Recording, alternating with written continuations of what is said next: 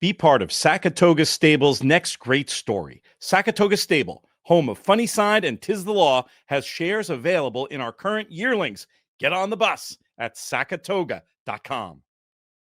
We continue our coverage of the Breeders' Cup of the man I always love to have on these airwaves. You hear him on his Nick Luck Daily podcast. You see him on NBC, where you can watch both days of the Breeders' Cup. Check local listings and make sure you tune into the team. We got lots of great stuff also with, speaking of NBC, with Randy Moss and Jerry Bailey on this YouTube channel. We encourage you to check those out and make sure you subscribe as well. But right now, we're going to talk about European contenders. We're thinking about betting, and we're going to do that with Nick Luck. Nick, how are things?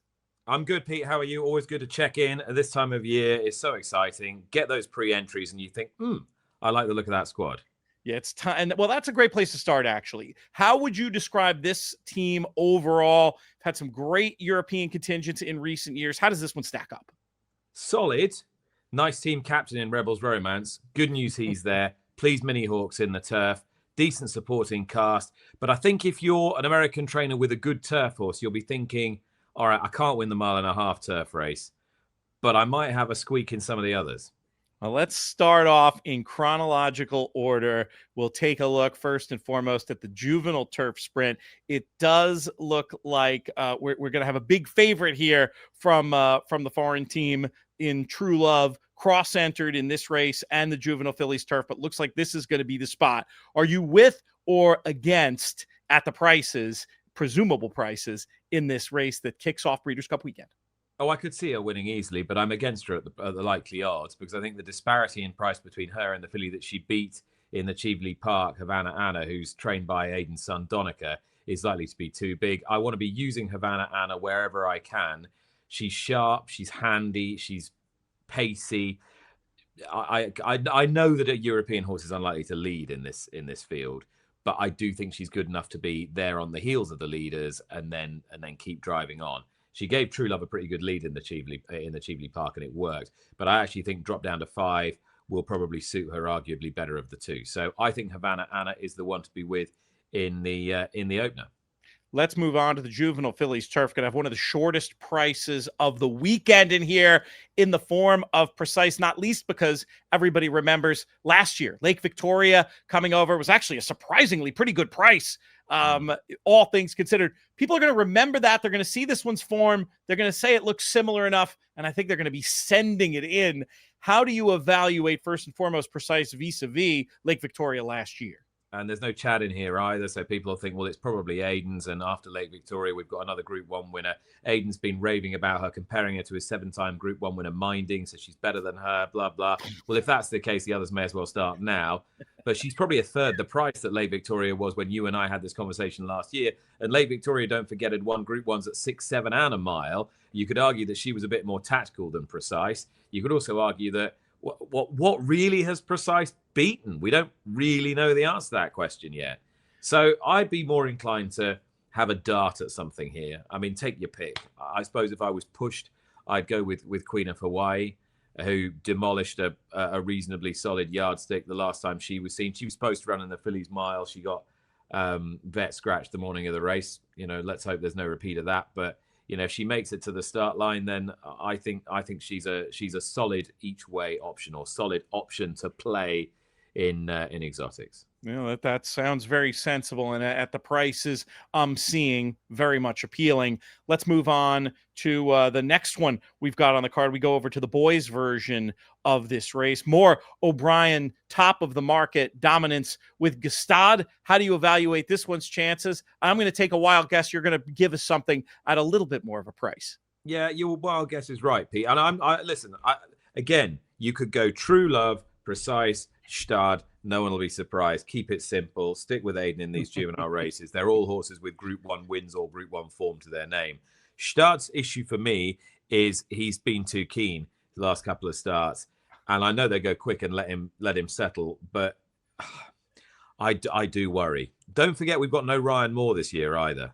Mm-hmm. Now, Christophe Simeon's been doing a wonderful job in Europe, but his record around those North American ovals isn't as good as Ryan Moore's is. So I don't know. We'll see. I think a mile, even a 2-turn mile, is going to stretch him. So I'd be inclined again to look elsewhere. I think Humidity is a really good play here. I'd say he might be quite a good price. That's good form behind a horse called Bo Echo last time. Form that's working out extremely well. He's straightforward. He'll be ridden handy. He'll enjoy the track. He'll enjoy the surface. He's a winner at Royal Ascot. Andrew Balding's got 4 shots across Breeders' Cup weekend. He's never had a Breeders' Cup winner before. I think he'll have one this year, and I think this might be the one. Though they're all live. Yeah, that's great. Oh, I love that shout. And I think that's a great point about not every horse has the temperament. Just because the O'Briens have it down to an art form, how to ship, doesn't mean it's going to suit every horse's individual quirks. Definitely one we're going to want to keep an eye on in the mornings during the week. I'm sure you'll have coverage of that on NBC as well. And we'll follow that story all the way till the gates pop. Nice shout for Humidity there. What about the turf sprint race that will be happening a little bit later on Friday? Yeah, I think the best of the Europeans is probably Arizona Blaze.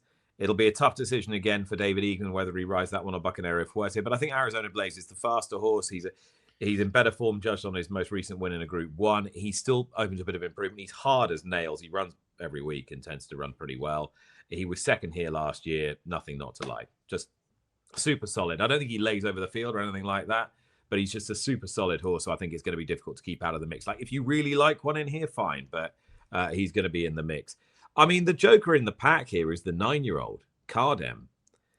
You know, he was a Group 1 winner last year and the year before. He loves firm ground. This is a shade sharp for him. He probably wants another half furlong around somewhere like Del Mar, but he will be finishing. He's got Dettori on him, and he's loving his time in America. And he won with any amount in hand at Keeneland last time. He's an old monkey, really. But if the pace starts to peel away or the pace starts to collapse, which I know is unlikely around here, he'll be the beneficiary. So I wouldn't rule him out of hitting the board. He'll be double-digit odds, and I think Arizona Blaze will probably be 4, 5, 6 to 1, somewhere in there. So you're giving us... I'd have both those horses in it. And you could easily bet 2 against the field. Kadem, I used to think was just an Ascot horse for course, but last time he showed that that's a terrible idea, and he's so really fast. Really still enjoys American racing. Yeah, he's still so fast. He really, I mean, he's amazing. I remember seeing him as a 3-year-old winning at Goodwood, and I thought, oh, my goodness, what on earth is that? and he's inconsistent, and he looks after himself. And if he doesn't feel like it's a going day, then he'll just say, not today, next time. But, you know, that's him. I play smarter. I invest with Morning Line. You build your stable. When they race, you earn. Buy, sell, trade, anytime. Morning Line. Own the game. Let's move on to Saturday, and we're going to start with the big race, Breeders' Cup. From a European perspective, Breeders' Cup Turf, fantastic to have the star power of Mini Hawk turning up in here and then getting to face Rebels Romance, looking to make Breeders' Cup history as the first 3-time winner of this race. First and foremost, is it a match between those two?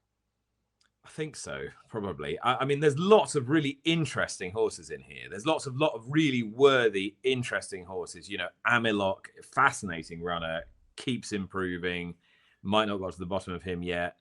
He'll definitely stay all day. Wimbledon Hawkeye, tough little horse who, you know, you could take whatever you throw at him. Loved it round Nashville.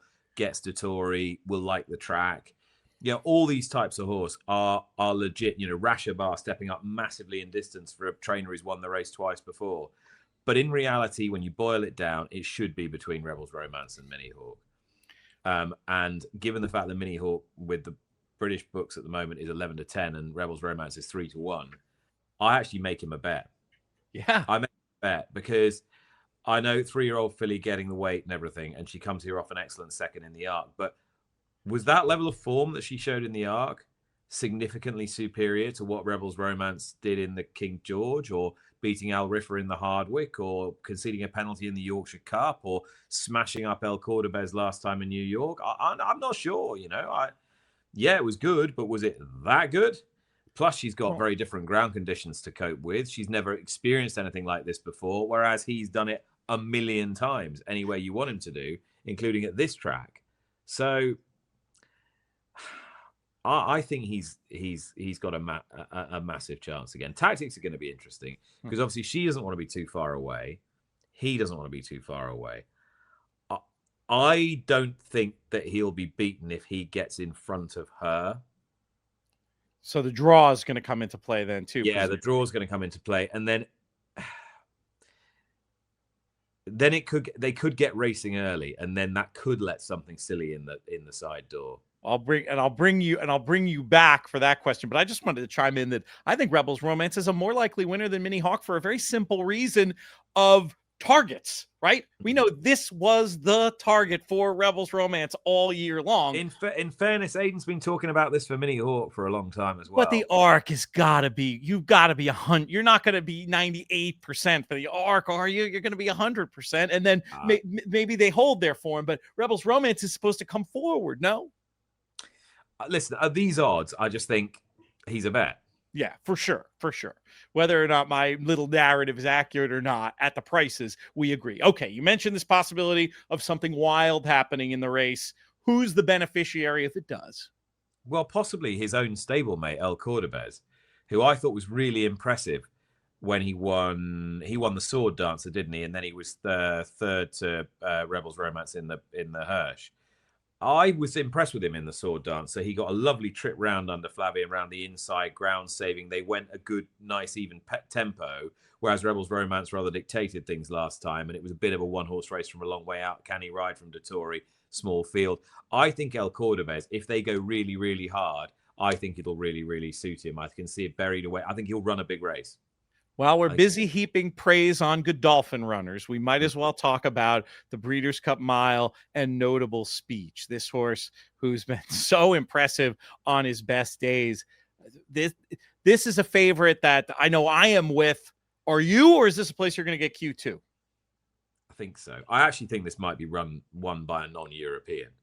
I'll come to that in a minute. I think Notable Speech on balance is the best of ours, and I think I based that on the fact that he seems to be peaking at the right time, whereas last year he peaked at the beginning of the year and ran a big race in August. I think this year they've worked backwards from the Breeders' Cup Mile, and I think you could realistically expect him to perform better this year than he did last year. So I was scratching my head for ages trying to work out how he didn't win the race last year. I think he might just go and bring his best this time, and that'll be good enough, if not to win, then at least to go very close.